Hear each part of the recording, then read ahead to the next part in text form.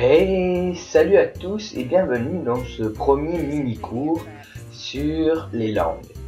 Alors c'est vrai, j'ai déjà commencé il y a un petit moment des mini-cours sur les échecs et sur le piano. Ne vous inquiétez pas, il va y en avoir d'autres. Mais là je me suis dit, vu que ça fait un moment que la rentrée a commencé, peut-être que certains ont des difficultés en anglais surtout. C'est une langue qui se parle dans le monde entier et dont on a besoin vraiment au quotidien. Alors je me suis dit que peut-être revoir les bases de l'anglais serait pas de refus pour certains. Et puis aussi les voir d'une autre façon aiderait à la compréhension, je trouve. Donc ce sera le but de ces mini-cours. Alors dans ce premier qui va s'appeler 0, parce qu'on ne commence pas vraiment les mini-cours, c'est plus vous présenter un peu le format des vidéos. Donc évidemment toujours rester sur quelque chose de court, de concis, avec des explications détaillées, mais sur un format de vidéos plutôt courtes, pas des vidéos qui pourraient durer 20 minutes ou un quart d'heure. C'est vraiment des petites vidéos pour vous aider à mieux comprendre. Alors évidemment on va revoir un peu la grammaire, la syntaxe, les temps, la conjugaison, enfin vraiment on va tout revoir de A à Z pour mieux comprendre cette langue.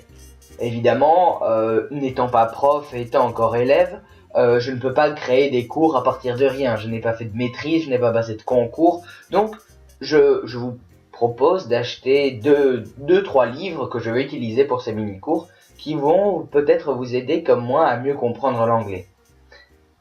Alors d'abord, il y a un livre que je vous conseille absolument parce que dans une langue, on a besoin de vocabulaire. Pour parler, pour discuter, pour engranger une conversation, il nous faut des mots, des mots de vocabulaire au moins pour avoir une situation. Alors ce que je vous conseille, c'est donc les livres sont juste à côté de la caméra.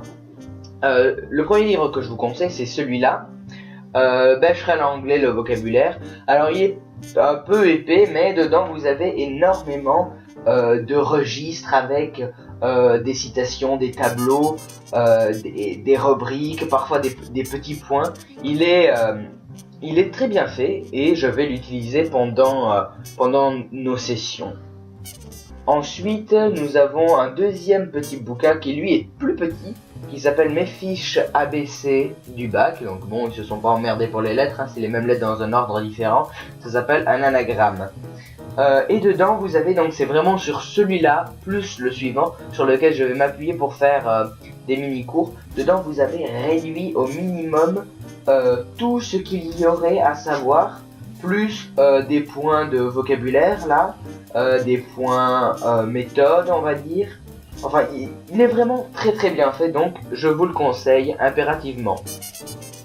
Et évidemment, pour m'aider dans un troisième livre, c'est un livre beaucoup plus vieux, on va dire, qui s'appelle Pratique de l'anglais de A à Z, qui lui est immense et qui recèle vraiment tout ce qu'il y a à savoir sur l'anglais.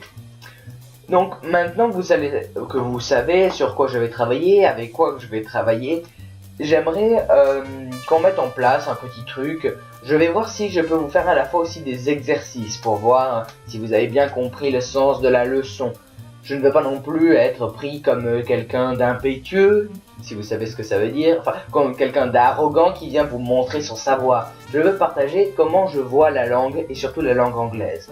Donc j'espère que vous continuerez à suivre ces mini-cours et du coup, dans le premier mini-cours, enfin celui qui va s'appeler mini-cours 1, nous allons nous attaquer à la conjugaison. Ensuite, nous verrons au fur et à mesure, nous reverrons les modos surtout par exemple, ou la syntaxe, mais ça je l'ai déjà dit. Donc je vous dis à très vite dans un prochain mini-cours sur la langue anglaise.